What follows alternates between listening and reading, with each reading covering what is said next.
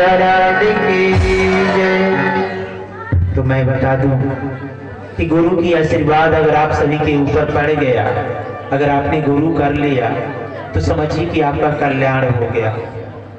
इसलिए जीवन में ये 10 तरह के गुरु पाए जाते हैं। आप जिसे जितने भी क्रमबद्धता गुरु की श्रेणी है उसमें सर्वोत्तम एक गुरु होता है जो आत्मा बना परमात्मा को लगा के जहां से आप आए हो वहां आपको पहुंचा दे। गुरु की सबसे बड़ी गरिमा यही है, वही सर्वोपरि गुरु है। इसलिए जीवन में सबसे आप सौभाग्यशाली हैं। ये गांव है, जिस गांव में कार्यक्रम चल रहा है, हम लोग पहली बार यहाँ पे आए तो यहाँ की जो भूमि है ना इतनी पावन है। अब देख लीजिए बगल में पीपल का वृक्ष है। वैदिक हिंदू सनातन धर्म में इसकी बहुत बड़ी मान्यता है कि जहां पर कथा हुए वहां पर अगर पीपल का वृक्ष मिल जाए तो सीधे ऑक्सीडेंट मतलब ऑक्सीजन का भंडारण क्रिया होती है जिससे पूरे प्राणी जीवित रहते हैं। शास्त्रों में यहाँ तक मात्र है उसका मान्यता है कि इन पीपल के वृक्षों पर 33 कोटि देवी देवता भी रहते हैं। और इतने सौभाग्यशाली ये कथा व्यास मंच यहाँ जो भी सुव्यवस्थित लगाया गया है ये यहीं पर लगा है। इसीलिए यहाँ पर आप अपने जीवन काल में अगर आकर के उस परमात्मा रूपी नाम को अगर आप धारण कर लेते हैं, गुरु कर लेते हैं, तो मैं आपको महिमा बता दूं। ऐसे कथा में आने की सबसे बड़ी महिमा क्या है, उससे आपको लाभ क्या होगा। शास्त्रों में प्रमाण है, सार्वत्रिकोटि तीर्थानि ऋषियों मंत्र देवता यत्र कृष्ण कथावादस्ते त्रैभुवन्ति निशिश्रतम्। शास्त्रों में प्रमाण है कि जहां पर कृष्ण कथा होती है तो सार्ध त्रिकोटि तीर्थानि, इस पूरे संसार में 3.5 करोड़ तीर्थ है। अब देखिए कितना पावर है। हम लोग कितने साल तक जिएंगे? कलयुग में मनुष्य की आयु मैक्सिमम 100 वर्ष है। हमें तो लग रहा है जो इस तरह ये रासायनिक जो खाद पानी है या जितने लोग बैठे हैं ना 100 वर्ष, एक तो मैं ही हूं, हमको लग रहा है 60-65 लास्ट है। 100 वर्ष जो मतलब मैक्सिमम कलयुग की आयु है। अब विचार कीजिए कि जिस दिन जन्म हुआ और जब आपको ख्यालात आ जाए उसी दिन से इस आल वर्ल्ड में घूम करके आप तीर्थों में चले जाइए। सार्ध त्रिकोटि तीर्थानि, इस पूरे भूमंडल पर 3.5 करोड़ तीर्थ है जहां पर तीर्थों में जाने पे जो फल प्राप्त होता है। अब विचार कीजिए 3.5 करोड़ तीर्थ में जब आपकी आयु ही नहीं रहेगी, भैया जाएंगे कैसे? आप घूम पाएंगे 3.5 करोड़ तीर्थ? बहुत हुआ ना। तो जहां पर कृष्ण कथा होती है ऑटोमेटिक 3.5 करोड़ तीर्थ आकर के उपस्थित रहते हैं। इतनी बड़ी ब्रह्म ज्ञान कथा की महिमा। जितने आप यहाँ आए हो ना, आप सभी का ये सौभाग्य है कि 3.5 करोड़ तीर्थ जाके भ्रमण करके यहाँ आते, पूरे जीवन लगा के प्लस टाइम प्लस पैसा खर्च करके वो सारा का सारा फल आपको यही बैठे बैठे आज मिल रहा है। 3.5 करोड़ तीर्थ एडेबल है, सभी का आप भ्रमण कर रहे हैं। और उसके आगे ऋषियों मंत्र देवता, ऋषियों द्वारा इस भूमंडल में 7 करोड़ मंत्र उतरा है। कितना? 7 करोड़। अब 7 करोड़ मंत्र को वाहन करना हो ना तो आपको 4-5 बार जन्म लेना पड़ेगा। उसको सिद्ध करना हो ना तो बहुत बार जन्म लेना पड़ेगा। ये 7 करोड़ मंत्र के जो देवता होते हैं, मंत्र की जो शक्ति होती है, जहां पर ब्रह्म ज्ञान कथा कृष्ण कथा जहां पे होती है ऑटोमेटिक वो सारे देवता और मंत्र 7 करोड़ भी उपस्थित रहते हैं। यही तक नहीं, उसके आगे देखिए त्रैभुवन्ति निशिश्रितम्, और त्रैवांती का मतलब इस भूमंडल पर 33 कोटि देवी देवता, कोटि की मैं बात कर रहा हूं, करोड़ का नहीं है, कोटि का अलग पॉइंट होता है। ये न समझिए कि 33 करोड़ देवी देवता, कोटि है ये। एक कोटि में कई करोड़ डिवाइन देवता हो सकते हैं। ये सारे देवता यहाँ पर उपस्थित हैं। बोलो प्राणनाथ प्यारे की। अब आप बताइए कितने सौभाग्यशाली हैं। इस कथा के अंदर आए, राज जी महाराज को चरणों में आपने प्रणाम किया तो इतना लाभ है आपको मिल गया। इसको छोड़ के, ब्रह्म ज्ञान कथा को छोड़ के इस संसार में अगर आप कहीं भी जाएंगे तो ये लाभ आपको प्राप्त नहीं होगा। क्यों? कल मैं आपको डिफिनेशन कर रहा था कि परमात्मा अगर कोई है तो वो भगवान कन्हैया है। अब कन्हैया में त्रिधा लीला है।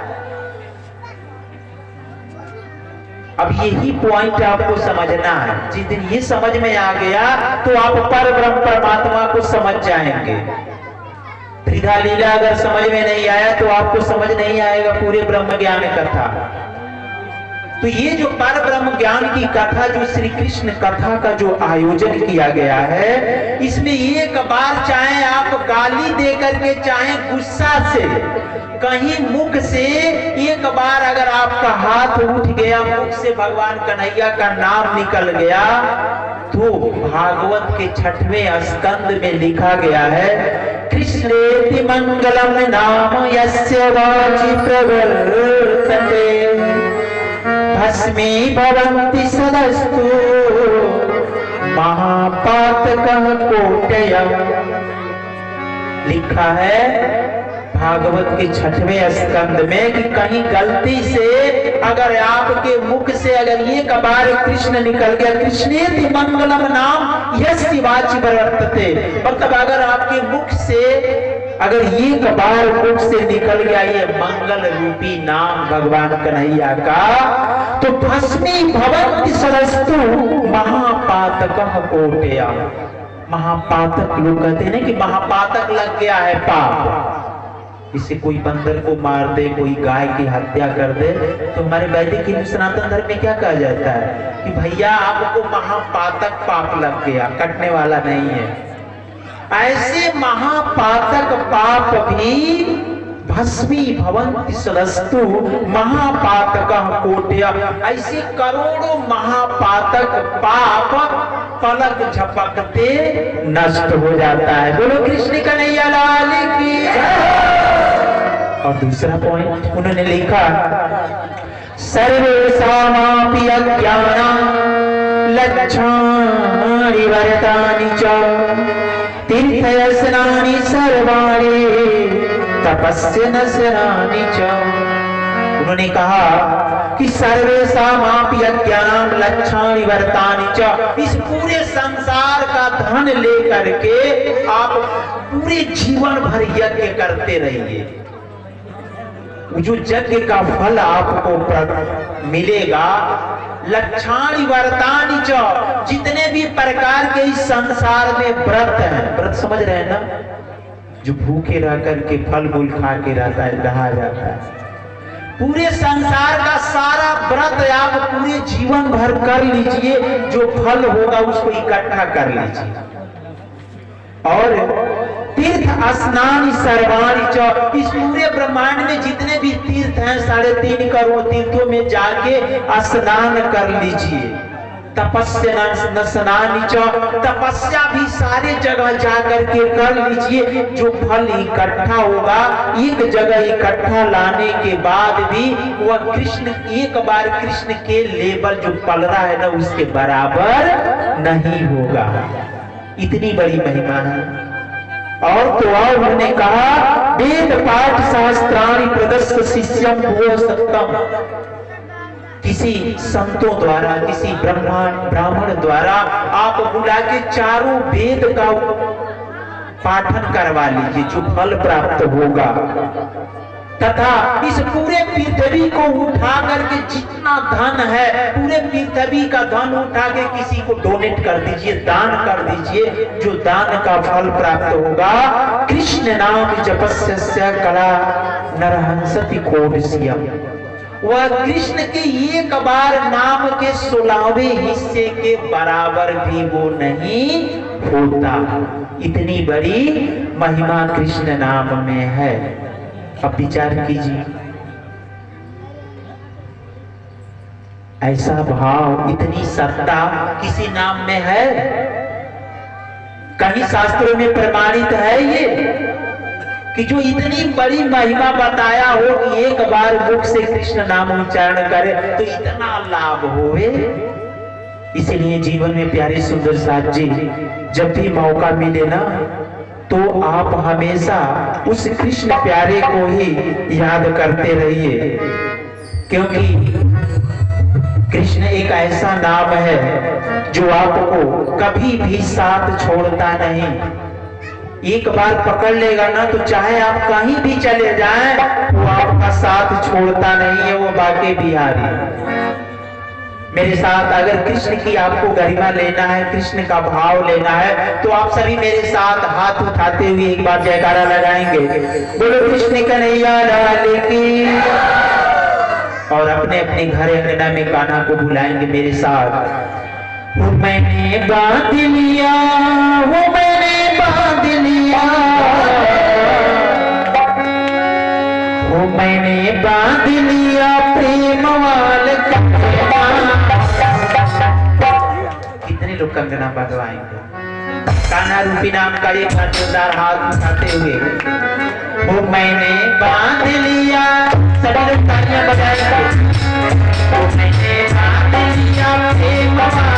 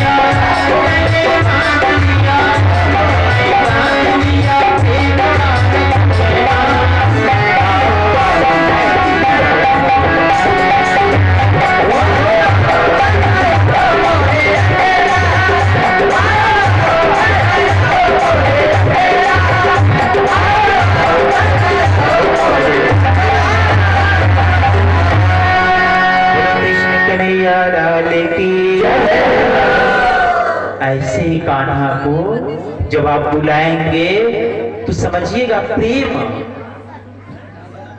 प्रेम शब्द यहाँ पर उच्चारण मैं किया हूं कि प्रेम भाव से बुलाएंगे तो वो कान्हा आते हैं। प्रेम को समझने के लिए कल सुबह से कथा शुरू हो जाए ना तो रात हो जाएगी, पता नहीं चलेगा, क्योंकि प्रेम पूजा है, पूजा ही प्रेम है। Love is God, God is love. वो भगवान का जो स्वरूप है ना, वो ऑलरेडी इसका केवल डिफिनीशन किया जाए कल अगर दिन में अगर आप लोग रहेंगे, क्योंकि ये जो श्री कृष्ण प्रणामी जो धर्म है वो प्रेम लक्षणा भक्ति करता है, और प्रेम का जो सोपान है जो लव जिसे कहा जाता है, इस संसार में आप समझ रहे हैं ना, हम लोग क्या करते हैं, यहाँ भौतिकवाद में हम लोग प्रेम करते हैं, अपने शरीर से प्रेम करते हैं। बहुत से लोग सुंदर हो जाते हैं तो कहते हैं कि मेरा शरीर बहुत सुंदर है। बड़े ध्यान से सुनिएगा, मेरा शरीर बहुत सुंदर है, मैं अपने शरीर से बहुत प्रेम करता हूं, है ना, जबकि इसकी परिभाषा ये नहीं है। मैं तो आज तक समझा ही नहीं कि जो जिसके लिए आप बोले हो कि मेरा मुख बहुत सुंदर है,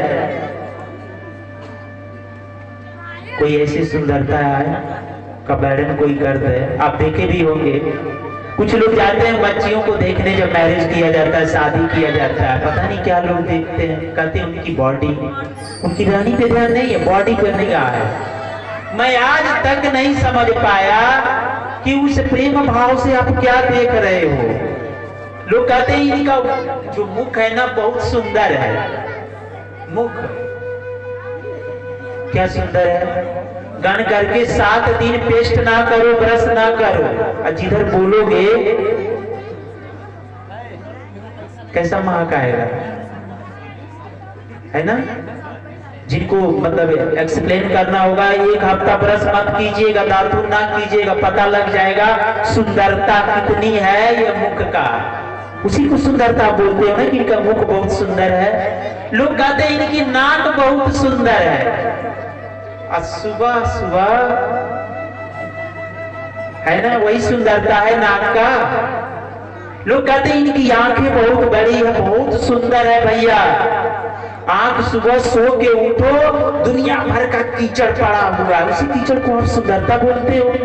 कहते हैं इनकी कान बड़े बड़े हैं, बहुत सुंदर है। देखते हो ना, कान की सफाई ना हो तो क्या निकलेगा, बहुत तरह के पस निकलना शुरू हो जाता है, इसी को आप सुंदरता बोलते हो।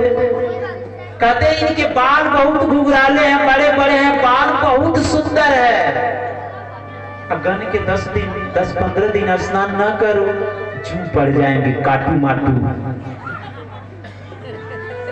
उसी को सुंदरता बोलते हो ना। कहते हैं कि बॉडी इनकी बहुत सुंदर है, गठीली बॉडी है, पूरी बॉडी भूरे रंग का है, बहुत सुंदरता है। कहते हैं ना इसको बॉडी को देख करके सुंदरता। बॉडी के जितने भी पार्ट हैं आप देख लीजिए, 5 ज्ञानेंद्रियां, 5 कर्म इंद्रियां, ये 200 कर्म इंद्रियां के जितने भी छिद्र हैं, चारों तरफ से केवल गंदगी ही गंदगी निकल रहा है। इसी गंदगी को आप कहते हैं कि सुंदरता देखने जाना है। घमंड इसी बॉडी पे है भैया। ये जो बॉडी है ना, ये बॉडी अगर केवल छिलका हटा दोगे तो यहाँ जितने आप सब बैठे हो सब भाग जाओगे। इतनी गंदगी है इस बॉडी पे जिसपे आप गुमान बनाए बैठे हो, घमंड बनाए बैठे हो। जो आप सब बैठे हो ना, सोच रहे हो कि हमारी बॉडी है, ये आपकी है ही नहीं। अच्छा ये बताइए, इस बॉडी को जन्म देने वाली एक माँ है, दूसरा कोई जन्म दिया, शिक्षा भी दूसरा कोई दिया, बड़े होने पर शादी भी दूसरे से होता है, नौकरी भी दूसरा देगा। जिस दिन मर जाओगे ना, तो मरने के बाद से ये दूसरा ही कोई ला करके जलाएगा, अपना नहीं है ये बॉडी जिसपे आप सब बैठ करके इसको रखा रहे हो कि बॉडी आज शाम को ही जाएगी कथा सुनने। दिन में हमारे महाराज जी का इतना सुंदर कथा चला, पता ही नहीं। क्या करेंगे इस पार्टी को लेकर के आप? इसीलिए जीवन में सबसे बड़ा अगर कोई प्रश्न है तो डिस्कवरी आप सेल्फ, स्वयं की खोज कीजिए आप सभी प्यारे सुंदर साथ जी कि हुए माई मैं कौन। ये जीवन का सबसे बड़ा क्वेश्चन है। अगर प्राण निकल गया, मर गए, आप अपनी पहचान नहीं कर पाए कि मैं कौन हूं, मैं कहां से आया हूं, मेरा घर द्वार कहां है, जिस दिन इस शरीर से प्राण निकल के जाएगा तो वो घर कहां है। मैं दावे के साथ कह रहा हूं कि अगर इस बिंदुओं पर आपने पता नहीं लगा पाया तो मरोगे तो जाके पितृलोक में प्रेत बन जाओगे। बोलो कृष्ण कन्हैया लाल की। तैयार रहिएगा भूत प्रेत बनने के लिए, नहीं तो जो मौका मिला है ना, अपने आप को, कान्हा को आप समर्पण कर दो। क्योंकि जब भागवत शुरू होता है तो भागवत का पहला श्लोक शुरू होता है, सच्चिदानंद रूपाय विश्वोत्पत्त्यादि हेतवे तापत्रय विनाशाय श्री कृष्णाय वयं नमः। चिदादित्यं किशोरांगं परिधाम्नि विराजितं स्वरूपं सच्चिदानन्दं निर्विकारं सनातनं।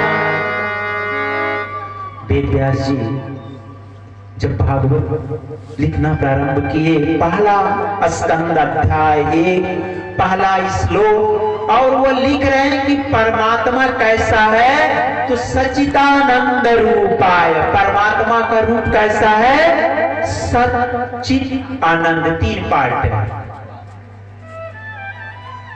ये सत्य क्या है?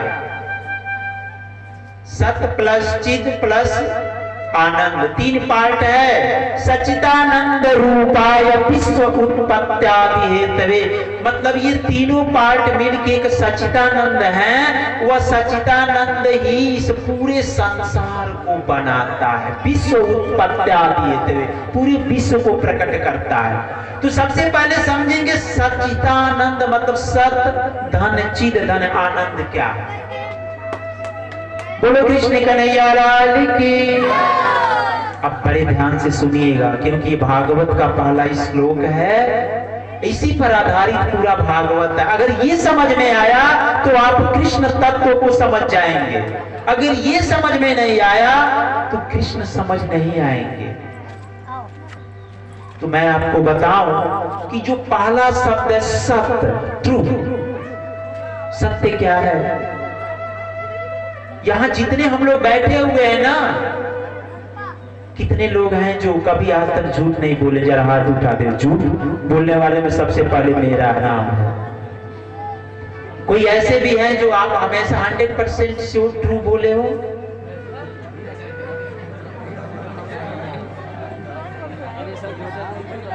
आजकल के जमाना में भैया सबसे ज्यादा अगर कोई झूठ बुलवा रहा है ना, तो पता है कौन सा? ये बुलवा रहा है। रहना कहीं और है, जाना कहीं और है। ये समझ में हम सभी को आता क्यों नहीं है? इतने कथा इस क्षेत्र में हुआ, ब्रह्म ज्ञान की कथा, आप क्यों समझ में नहीं आया ये कृष्ण तत्व? कि रात में इतनी भीड़, दिन में भीड़ नहीं हो रही है? क्यों? अगर समझ में आया होता तो दिन में इतनी अच्छी कथा चल रही है, आप सब आए नहीं। ये आपकी कमी नहीं है, मैं आप किसी को दोष नहीं दूंगा, मैं आपको बताऊंगा एक्सप्लेन करके। यहां जितने घर है, कोई ऐसा भी गांव है जिस घर में ये सेवा न हो? सभी के यहाँ है।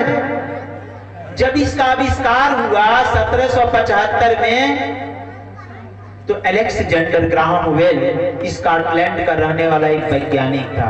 बोलो प्राणनाथ प्यारी की। बड़ी ध्यान से सुनेंगे। ये जब इसका रिसर्च किया तो टेलीफोन का था, मतलब ये नहीं, इसमें तार लगा हुआ था। टेलीफोन तो आप लोग देखे होंगे, न्यू जनरेशन पीढ़ी वालों को पता नहीं, तार वाला। ये तो जब टेलीफोन का आविष्कार हुआ तो 75 में ये 1875 में जब पहली बार अलेक्जेंडर ग्राहम बेल, पूरी दुनिया देख रही है कि अब तार से बात होगा, पहली बार जब नंबर मिलाया तो वहां जहां पर यह इसका प्रयोग दिखाया जा रहा था, वहां से 14 किलोमीटर दूर उसका घर था। अब घर पे उसकी औरत बैठी हुई थी, वही टेलीफोन तार वाला जोड़ के।